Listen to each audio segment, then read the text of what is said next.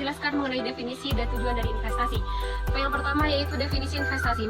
Investasi bisa dikatakan sebagai komitmen atas sumber dana ataupun sumber daya yang dilakukan oleh investor untuk mendapatkan perolehan keuntungan di masa yang akan datang. Yang kedua yaitu investasi bisa dilakukan terhadap aset real ataupun aset finansial. Contoh dari aset real yaitu tanah, bangunan, dan lain sebagainya. Dan contoh dari aset finansial yaitu saham, reksadana, ataupun obligasi.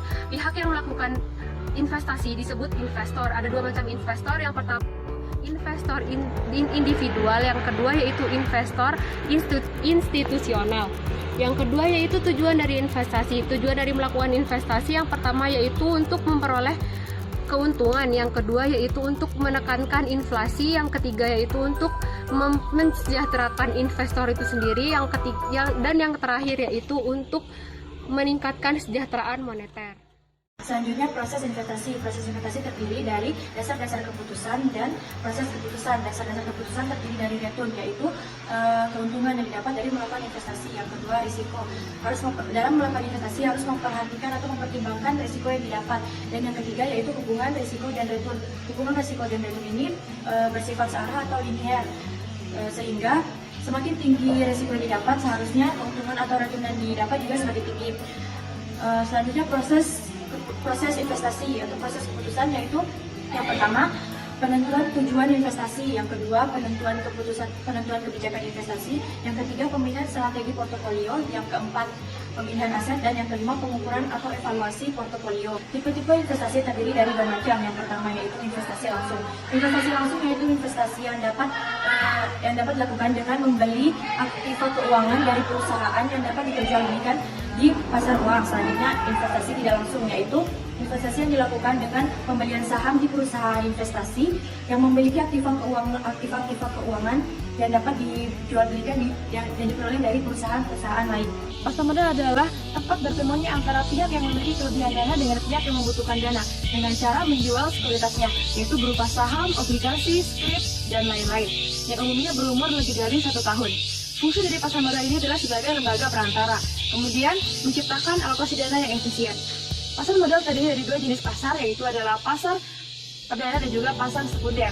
Gambarannya seperti ini, perusahaan memperoleh dana dari hasil penjualan sekuritasnya pada pasar perdana yang merupakan tempat pertama kalinya perusahaan menjual sekuritas. Proses ini disebut dengan penawaran saham atau IPO. Selanjutnya, saham yang telah dibeli oleh investor dijual kembali pada pasar sekunder untuk memperoleh keuntungan bagi investor tersebut. Perusahaan yang sahamnya telah terjual pada pasar sekunder tidak akan mendapat tambahan dana karena transaksi pada pasar sekunder hanya terjadi antara investor, sehingga investor lain akan mendapat tambahan dana tersebut. Sekuritas yang umumnya diperdagangkan di pasar modal antara lain saham, obligasi, reksadana, dan juga instrumen derivatif. Tiap-tiap sekuritas tersebut tentunya memberikan return dan risiko yang berbeda-beda. Saatnya kita akan membahas mengenai saham. Saham dapat berupa surat bukti kepemilikan atas aset-aset perusahaan yang menjadi populer dalam sekuritas pasar modal. Dengan adanya sebuah saham pada suatu perusahaan, maka pihak investor akan mempunyai hak terhadap pendapatan kekayaan perusahaan tersebut. Selanjutnya, saham sendiri dapat kita bedakan menjadi dua. Yang pertama ada saham preferen dan juga saham biasa. Saham preferen itu lebih kombinasi terhadap karakteristik gabungan antara obligasi dan juga saham biasa. Pada saham biasa itu lebih menunjukkan sekuritas yang menunjukkan bahwa pemegang saham biasa mempunyai hak kepemilikan atas aset-aset suatu perusahaan. Selanjutnya kita membahas mengenai obligasi. Obligasi merupakan sekuritas yang memberikan pendapatan dalam jumlah tetap kepada para pemiliknya. Pada saat kita membeli obligasi, seorang investor harus mengetahui terlebih dahulu berapa bunga yang akan diperolehnya secara periodik dan berapa pula pembayaran yang harus dibayarkannya pada saat jatuh tempo. Oleh karena itu, seorang investor harus lebih berhati-hati dalam memilih obligasi yang akan dibelinya. Selanjutnya, kita akan membahas mengenai reksadana. Reksadana di sini itu dapat berupa sebuah sertifikat yang menjelaskan bahwa pemiliknya menitipkan sejumlah dana kepada perusahaan reksadana yang selanjutnya dipergunakan sebagai modal investasi, baik itu di pasar modal maupun di pasar uang. Peranan pasar modal. Pasar modal mempunyai peranan yang penting dalam suatu negara.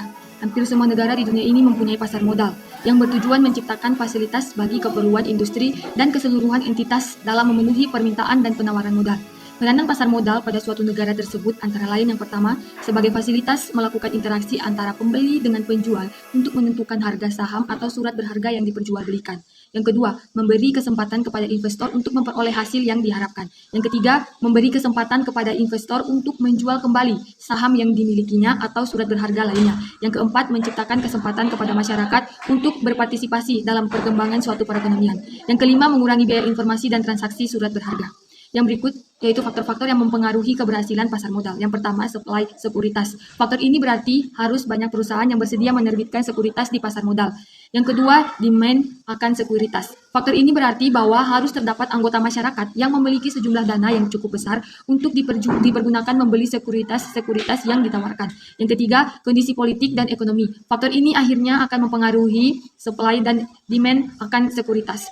Kondisi politik yang stabil akan ikut membantu pertumbuhan ekonomi yang pada akhirnya mempengaruhi supply dan demand akan sekuritas. Yang keempat, masalah hukum dan peraturan. Pembeli sekuritas pada dasarnya mengandalkan diri pada informasi yang disediakan oleh perusahaan-perusahaan yang menerbitkan sekuritas, peraturan yang melindungi pemodal dari informasi yang tidak benar dan menyesatkan menjadi mutlak dipergunakan. Yang kelima, keberadaan lembaga yang mengatur dan mengawasi pasar modal. Peran informasi yang dapat diandalkan kebenarannya dan cepat tersedianya informasi menjadi sangat penting. Di samping itu, transaksi harus dapat dilakukan dengan efisien dan dapat diandalkan. Diperlukan berbagai lembaga dan profesi yang menjamin persyaratan-persyaratan tersebut dapat dipenuhi. Selanjutnya mengenai gambaran umum pasar modal Indonesia. Pasar modal secara umum dapat diartikan sebagai pasar yang menjualbelikan produk berupa dana yang bersifat abstrak. Sedangkan dalam bentuk konkretnya, produk yang diperjualbelikan di pasar modal berupa lembar surat berharga di bursa efek. Bursa efek di sini diartikan sebagai suatu sistem yang terorganisir dengan mekanisme resmi untuk mempertemukan penjual dan pembeli sekuritas secara langsung atau melalui wakil-wakilnya. Selanjutnya mengenai organisasi pasar modal Indonesia. Pasar modal Indonesia sendiri mengenai organisasinya diatur oleh Undang-Undang Nomor 8 Tahun 1995 tentang pasar modal, di mana organisasi ini ditetapkan oleh Menteri Keuangan mengenai pembinaannya, pengaturannya, pengawasan sehari-hari dilaksanakan oleh Bapepam. Struktur organisasi pasar modal Indonesia diawali oleh Menteri Keuangan RI, di bawahnya lagi ada Bapepam, kemudian di bawah Bapepam ada Bursa Efek, dan di bawah Bursa Efek itu ada 5 hal, yaitu pertama perusahaan efek, yang kedua lembaga penunjang, yang ketiga profesi penunjang, yang keempat pemodal, dan yang terakhir ada emiten. Perusahaan efek di sini terdiri oleh 3 hal. Yang pertama ada penjamin emisi, yang kedua ada perantara pedagang efek, dan yang ketiga ada manajer investasi. Kemudian pada lembaga penunjang itu terdiri oleh 4 hal. Yang pertama ada biro administrasi efek, yang kedua ada kustodian, yang ketiga ada wali amanat, dan yang terakhir ada pemerintah efek. Kemudian pada profesi penunjang itu ada akuntan, konsultan hukum, penilai, dan yang terakhir ada notaris. Pada pemodal sendiri itu ada 2, yaitu pemodal domestik dan pemodal asing. Sedangkan pada emiten itu merupakan perusahaan publik dan reksadana. Pembahasan umum merupakan kegiatan yang dilakukan emiten untuk menjual sekuritas kepada masyarakat berdasarkan tata cara yang diatur undang-undang dan peraturan pelaksanaannya. Beberapa keuntungan bagi perusahaan yang melakukan go public yaitu yang pertama ada diversifikasi, yang kedua ada meningkatkan likuiditas, yang ketiga